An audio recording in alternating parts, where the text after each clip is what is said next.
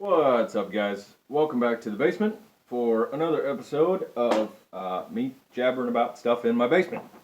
I'm here, Toolbox is here, Bert's all up there, and today we're going to talk about tools. So this is something that was posed by a member of our community. He wanted to talk about as far help him do a little bit of tech work. Some of the stuff that I had he didn't have on hand, but that was what he suggested. Is we should talk about tools. What do you need to work on cockers, and what is really nice to have to work on cockers? So I'm going to give you kind of a quick rundown of stuff that I think you need to have and stuff that is extremely helpful to have. Okay? Now I want to preface this by saying, as with pretty much everything we talk about, not all of this is necessary, and not all of this may be how you want to do it. That's the beauty of this. As with anything, everybody's going to have their own preferences. Everybody's going to like different things, and we'll talk about a couple of those as we go along. So, what do you have to work on autocockers? Okay, as with pretty much any paintball guns, some of these are pretty self-explanatory and translate across several different platforms. For example, you need a set or two of Allen keys, or hex keys, or Allen wrenches, whatever you want to call them. You're going to probably need standard and metric. There's only a few markers out there that really take metric anymore. For most of your autocockers, you're going to need a standard set. On occasion, you'll run into something goofy, you may need a metric set. And a lot of the times, they are sold in a pair. So you may as well grab some. You're going to need O-ring picks of assorted sizes and shapes and such. Now, do you need 6 of them sitting right by you? No. You probably only need 1 or 2. But, again, what do you need? What do you want? For autocockers, you're probably going to want, what do you need? You're going to want either a very small adjustable wrench, a set of wrenches, or some good flat jaw pliers. As far as pulling fittings, removing barbs, installing LPR bases and whatnot, they are extremely handy to have. You need something flat to really grip onto those fasteners. Okay, you're going to need something to remove the VASA. Personally, I use, whenever it is an old stock VASA bolt with the 12-point quarter-inch head on it, I do use a 3/8 ratchet with a 12-point socket on there. There are tools out there for them. I prefer to use a ratchet because I can get a lot more torque on it. If I do need to really, if I'm struggling with breaking one loose, on occasion you will run into one that's been sitting for years and has rusted or corroded, or some idiot has put red Loctite on it. Let's see, you're going to need a valve tool. Unless you are working on a cocker with an 11/16 valve, you will have a valve nut. So you will need a valve tool. This is one of the ones I have around. This is an old Cap branded one. I'm a big fan of these. I highly recommend that you have a set of needle nose pliers for putting on microline for your pneumatic hoses. Okay, I find it to be much easier with a set of needle nose pliers and a lot of practice to put that stuff on. You're probably going to want, obviously, just a basic flat blade and Phillips head screwdriver around. You're going to run into those fasteners on occasion.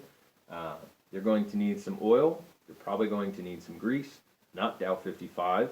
You're going to need something like a Dow 33. I don't use grease very often, to be honest with you. With most of the ways that these seals are designed, the tolerances and whatnot, for the most part, if you have to use grease in something, there is probably an issue. Okay, you're either using the wrong size O-ring, or the O-ring's a little chewed up or worn down or something like that. If it doesn't seal with oil, there's probably an issue. Okay. One thing that might not be quite necessary, but I do recommend, is a torch.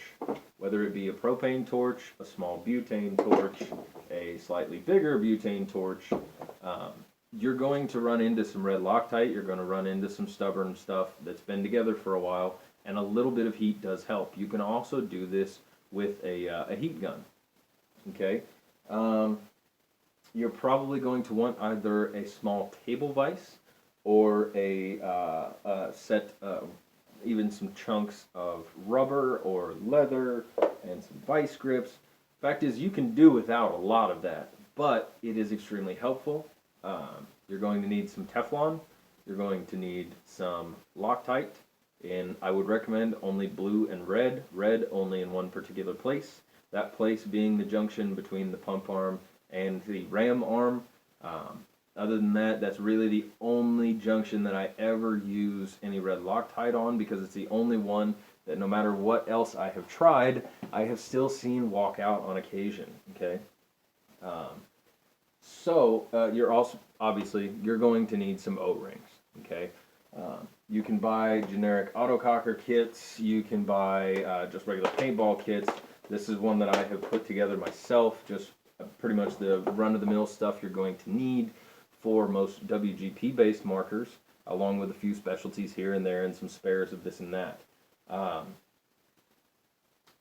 Other than that, that's pretty well going to be it. I mean, really the only extremely necessary thing that you're going to need, honestly, is tech lube. Okay. Fact of the matter, and we all make a joke about it, but fact of the matter is, sometimes these things are extremely frustrating. Okay. You're gonna find something that just doesn't want to work, doesn't want to shoot properly, it doesn't want to chrono properly. Something is going to go wrong. No matter how many of these you've done, something weird is going to come up, and you're going to want to throw stuff. This will help massively. Okay, as long as you be sure not to have a little too much. You know, you don't want to. As long as you can still do your job proficiently, safely, and efficiently, you should be okay. But fact of the matter is, you need something to kind of help you chill a little bit. So whatever your vice is, I guess don't do acid and work on autocockers. I don't know. Whatever floats your boat. But I can't guarantee it's going to work if you're tripping balls while you put your gun together. Another couple things. Rags. You're going to need some rags. You're going to need some Q-tips. You're going to need a big old bottle of non-drinking alcohol. And that, as far as necessities go, I'd say that's probably about it. That's going to be what you have to take one of these apart, fix it, make it run.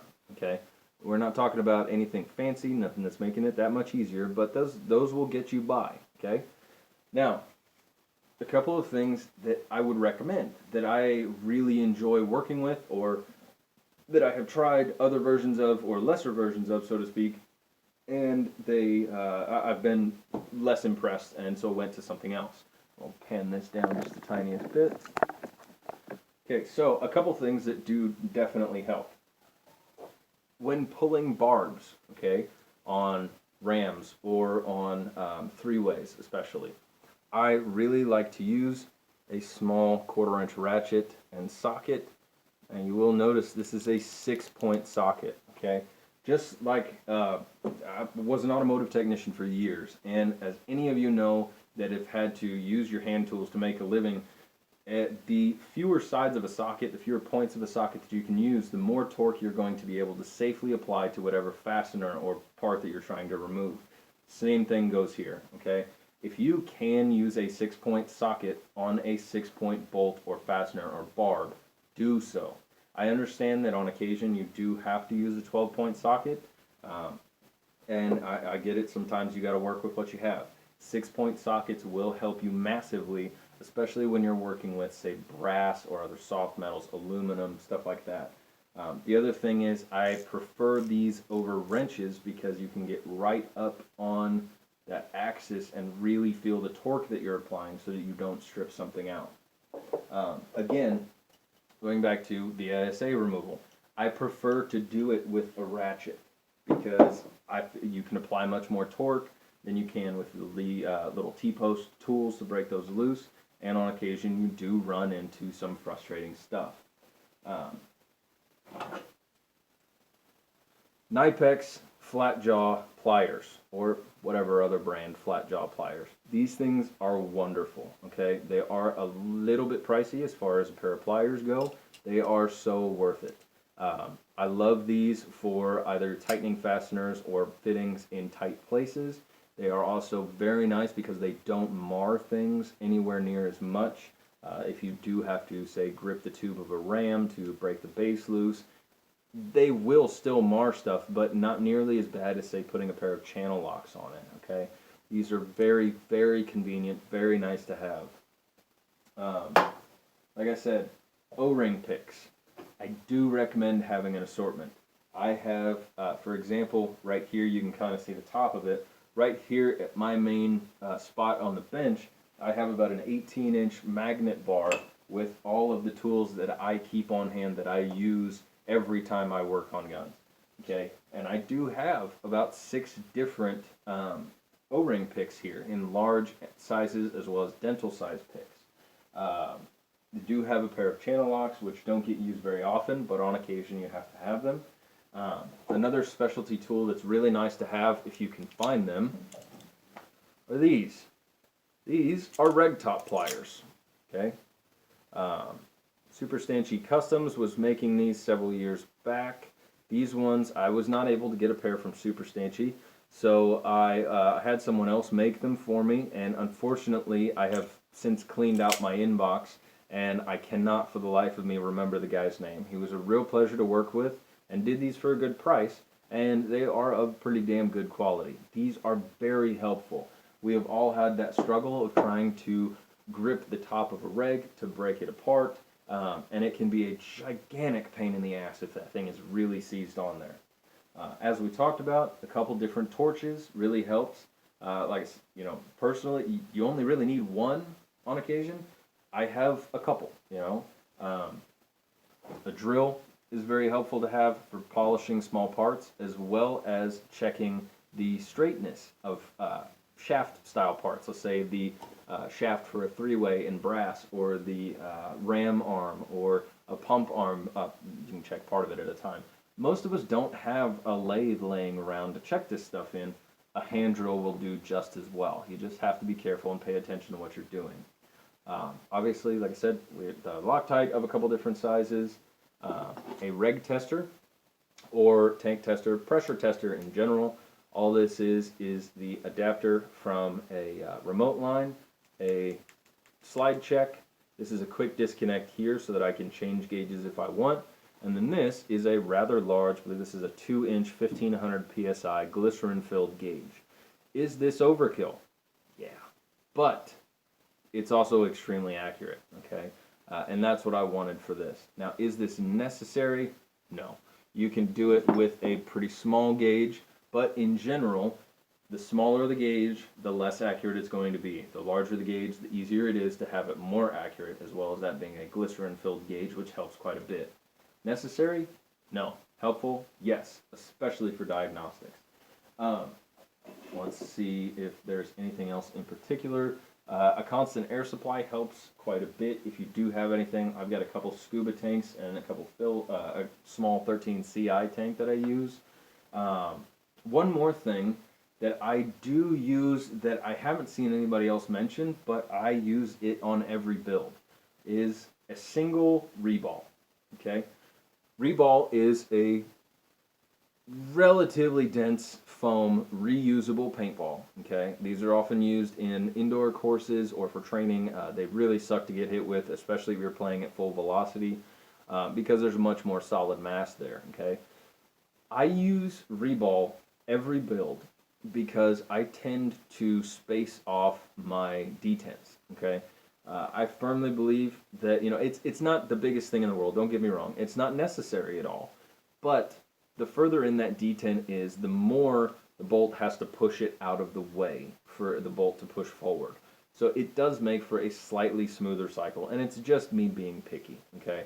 I do it on every build just out of habit, but I space my detents off, and I use this Reball because Reball typically bores out at 0.675 or 675 thousandths. That is a tiny little ball, okay? The only I have only seen one batch of paint in the past 5 years that rolled through my 675 insert, and there's a reason we stopped carrying that paint really quickly. Okay, so I use these typically to set the depth on my detents to make sure that these catch very solidly inside as it drops down the feed neck. Okay, just another thing to keep on hand. So there's a couple other things, polish, some other goofy tools, but for the most part, that is a quick rundown of things that you need to have to work on autocockers and things that are just really nice to have to work on autocockers. And of course, Teflon tape for your fittings. Anything pipe threaded, you want to use Teflon on.